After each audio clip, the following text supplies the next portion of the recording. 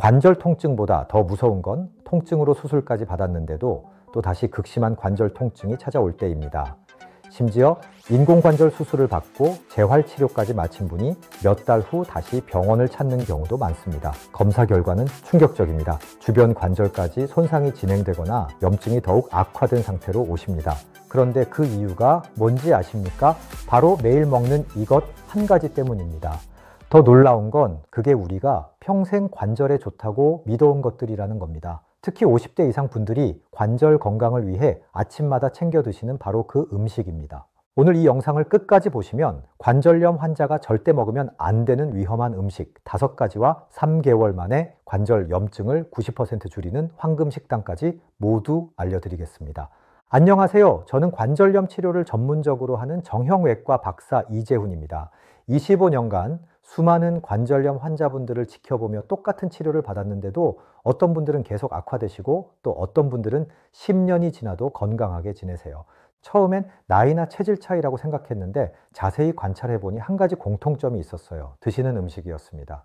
하지만 사실 10년 전까지만 해도 음식이 관절염과 관련이 있다는 주장은 의학계에서 크게 주목받지 못했습니다. 대부분의 의사들이 관절염 치료는 약물과 수술, 물리치료가 가장 중요하다고 생각했어요.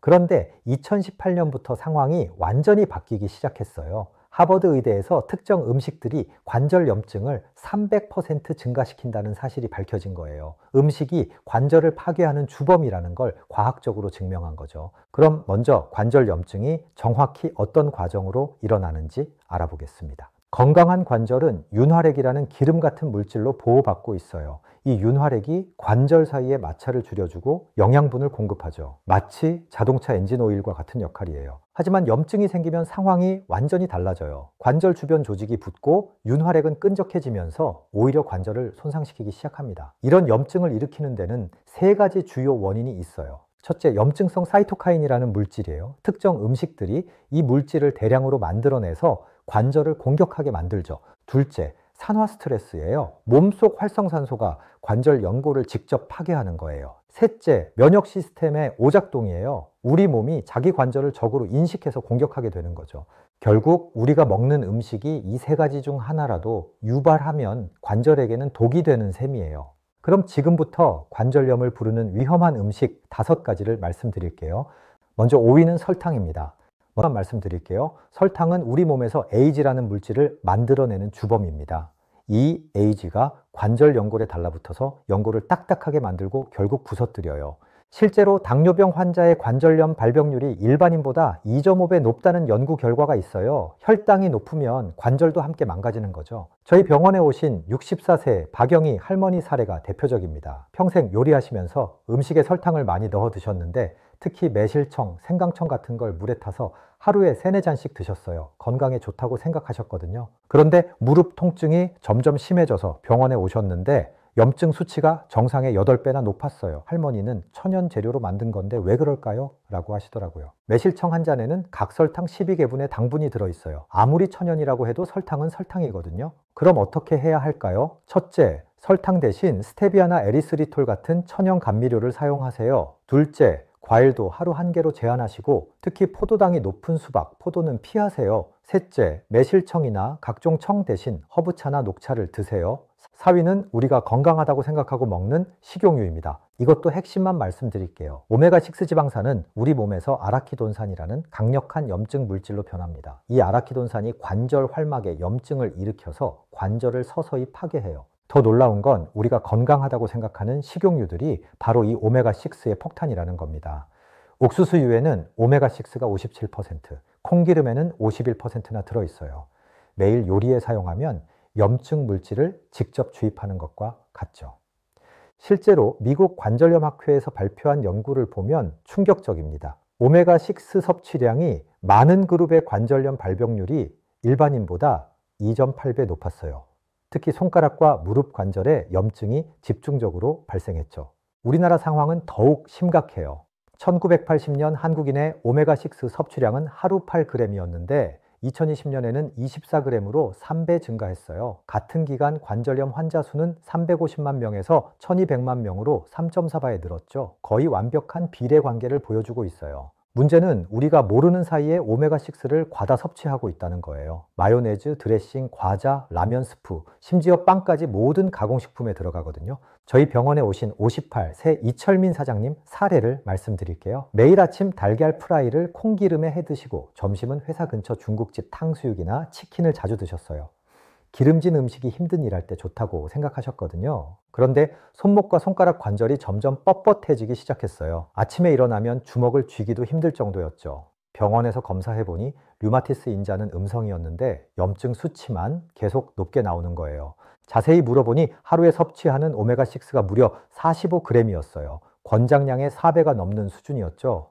사장님은 기름이 이렇게 안 좋은 줄 몰랐어요. 오히려 영양가 있다고 생각했는데 라고 하시더라고요. 식용유를 올리브 오일로 바꾸고 외식 횟수를 줄인 지 2개월 만에 아침 관절 경직이 70% 개선됐어요. 염증 수치도 정상 범위로 돌아왔고요. 더 무서운 건 열을 가하면 상황이 더 악화된다는 거예요. 오메가6 기름을 고온에서 가열하면 하이드록시노네날이라는 독성 물질이 생성돼요. 이게 관절 연골을 직접 공격하는 독소거든요.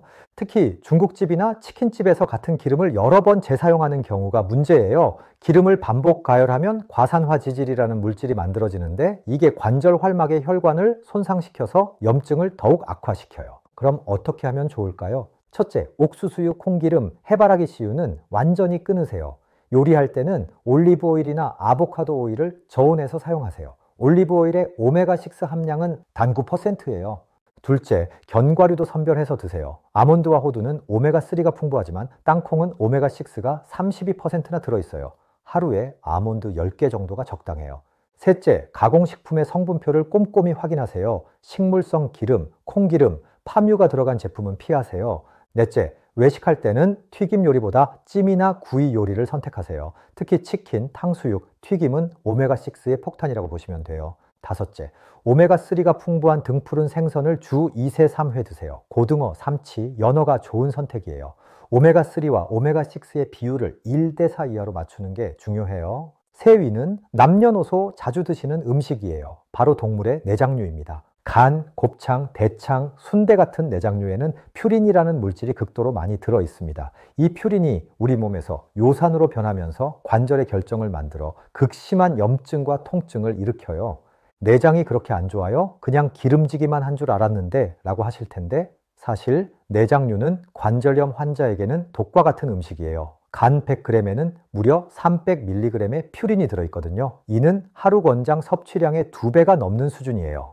더 무서운 건 퓨린이 요산으로 변하는 과정에서 염증성 사이토카인이라는 물질이 대량으로 분비된다는 겁니다. 이게 관절 활막을 직접 공격해서 붓기와 열감, 극심한 통증을 일으키죠. 실제로 우리만큼 내장류를 많이 먹는 일본인들도 관절 건강이 좋지 않아요. 도쿄대 병원에서 관절염 환자 1200명을 대상으로 한 연구를 보면 충격적입니다. 내장류를 주 2회 이상 먹는 그룹의 통풍성 관절염 발병률이 일반인보다 4.2배 높았어요. 특히 엄지발가락과 발목 관절의 급성 염증이 집중적으로 발생했죠. 우리나라 내장 소비량과 관절염 증가도 밀접한 관련이 있어요. 1990년 한국인 1인당 연간 내장류 소비량은 1.2kg이었는데 2020년에는 4.8kg으로 4배 증가했어요. 같은 기간 통풍성 관절염 환자 수는 18만 명에서 89만 명으로 거의 5배 늘었죠. 특히 50대, 60대 남성들 사이에서 곱창이 삼겹살보다 가격도 저렴한데 더 건강하다는 잘못된 인식이 퍼지면서 문제가 더 커지고 있어요. 곱창 전문점도 2000년 500개에서 2020년 3200개로 급증했거든요. 저희 병원에 오신 53 새 박정호 사장님 사례를 말씀드릴게요. 회식 때마다 직원들과 곱창집을 자주 가셨어요. 삼겹살은 기름져서 안 좋다고 하니까 곱창이 낫다고 생각하셨거든요. 일주일에 2~3번은 곱창이나 대창을 드셨죠. 그런데 어느 날 새벽에 갑자기 엄지발가락이 칼로 찌르는 듯한 통증이 시작됐어요. 발가락이 새빨갛게 부어오르면서 신발도 신을 수 없을 정도였죠. 응급실에 가서 검사해보니 요산 수치가 정상의 거의 2배였어요. 사장님은 곱창이 이렇게 안 좋은 줄 몰랐어요. 고기보다 담백하다고 생각했는데 라고 하시더라고요. 내장류를 완전히 끊고 3개월 후에는 요산 수치가 정상으로 떨어졌고 관절 통증도 90% 개선됐어요. 더 문제가 되는 건 우리가 모르는 사이에 내장류를 먹고 있다는 거예요. 순대에는 돼지 대창이 들어가고 순댓국에는 간과 허파가 들어가거든요. 라면에 들어가는 우동사리도 일부는 내장 추출물이 첨가돼요. 또 다른 함정은 닭내장이에요. 치킨집에서 염통이 몸에 좋다, 닭간이 빈혈에 좋다며 권하는 경우가 많은데 닭간의 퓨린 함량은 돼지간보다도 높아요. 100g당 350mg이나 들어있거든요. 특히 술과 함께 먹으면 상황이 더 악화돼요. 알코올이 요산 배출을 막아서 체내 요산 농도가 급격히 올라가거든요. 곱창구이에 소주 한 병이면 다음날 관절 통증이 보장되는 셈이에요. 그럼 어떻게 할까요? 첫째, 모든 내장류를 완전히 끊으세요. 간, 곱창, 대창, 막창, 순대 모두 포함이에요. 가끔 한 번쯤은 이라는 생각도 금물이에요. 둘째, 순댓국이나 내장탕 같은 국물 요리도 피하세요. 내장에서 우러나온 퓨린이 국물에 그대로 녹아 있거든요. 셋째, 튀김류도 드시지 않는 게 좋습니다. 대신 고기는 삶아서 드세요. 넷째, 라면이나 가공식품 성분표도 확인하세요. 동물성 추출물, 내장 분말 등이 들어간 제품은 피하세요. 다섯째, 단백질은 등 푸른 생선, 두부, 콩류로 대체하세요. 이들은 퓨린 함량이 낮으면서도 양질의 단백질을 제공해요. 2위는 면 요리 좋아하시는 분들은 특히 주목해 주세요. 핵심만 말씀드릴게요. 밀가루에 많이 들어있는 글루텐은 우리 몸에서 분해될 때 염증성 물질을 만들어내는 주범입니다. 이 글루텐이 장벽을 손상시키면서 염증성 사이토카인이 혈류로 들어가 관절을 직접 공격하게 돼요. 밀가루가 관절에 안 좋다고요?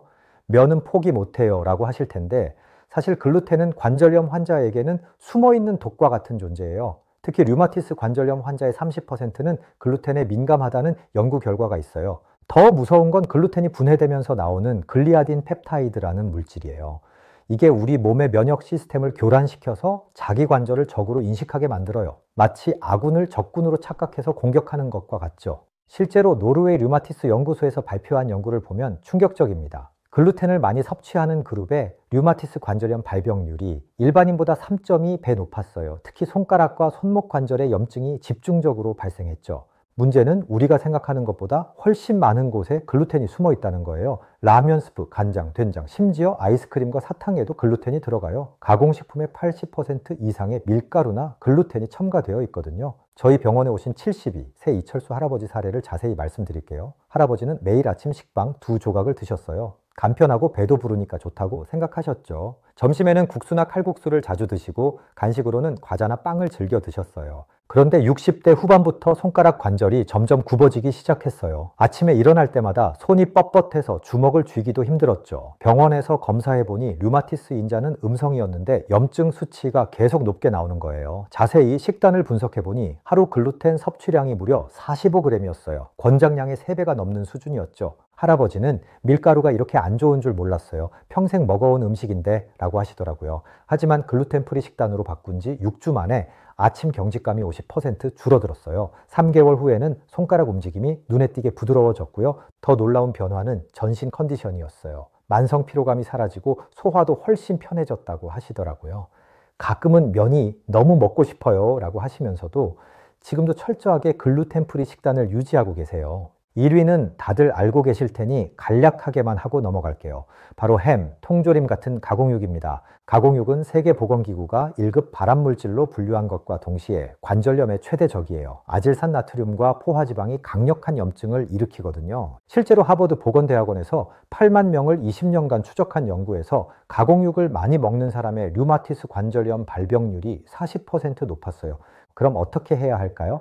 첫째, 햄, 소시지, 베이컨을 완전히 끊으세요. 둘째, 소고기, 돼지고기도 주 한 회로 제한하세요. 셋째, 대신 등 푸른 생선, 닭가슴살, 두부, 콩류를 드세요. 넷째, 단백질은 하루 체중 1kg당 1g 정도로 적당히 드세요. 지금까지 피해야 할 음식들을 말씀드렸는데 그럼 도대체 뭘 먹어야 하냐고 궁금하실 거예요. 실제로 미국 류마티스 학회에서 인정한 관절염 환자들의 염증을 90% 줄인 식단이 있어요. 바로 지중해식 한겸 식단이에요. 아침에는 귀리 오트밀에 블루베리 한 줌과 호두 몇 개를 넣어 드세요. 귀리의 베타글루칸이 염증을 줄이고 블루베리의 안토시아닌이 관절 연골을 보호해줘요. 호두의 오메가3는 염증성 사이토카인을 직접 억제하는 효과가 있거든요. 점심에는 연어 구이에 브로콜리, 그리고 현미밥 한 공기면 충분해요. 연어의 EPA와 DHA는 관절 염증을 강력하게 억제하는 천연소염제예요. 브로콜리의 설포라판은 연골 파괴를 막아주고 현미의 섬유질은 염증을 일으키는 독소를 배출시켜줘요.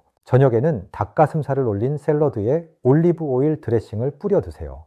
닭가슴살은 퓨린 함량이 낮으면서도 양질의 단백질을 제공하고 올리브 오일의 올레산은 강력한 한겸 효과가 있어요. 각종 잎이 채소들은 비타민 K가 풍부해서 뼈와 관절 건강에 필수적이고요. 간식으로는 아몬드 10개 정도나 녹차 한 잔이 좋아요. 이 식단을 3개월간 실천한 환자들의 염증 수치가 평균 87% 감소했어요. 특히 CRP라는 염증 지표가 8.5에서 1.2로 떨어졌고 아침 관절 경직 시간도 2시간에서 20분으로 줄어들었어요.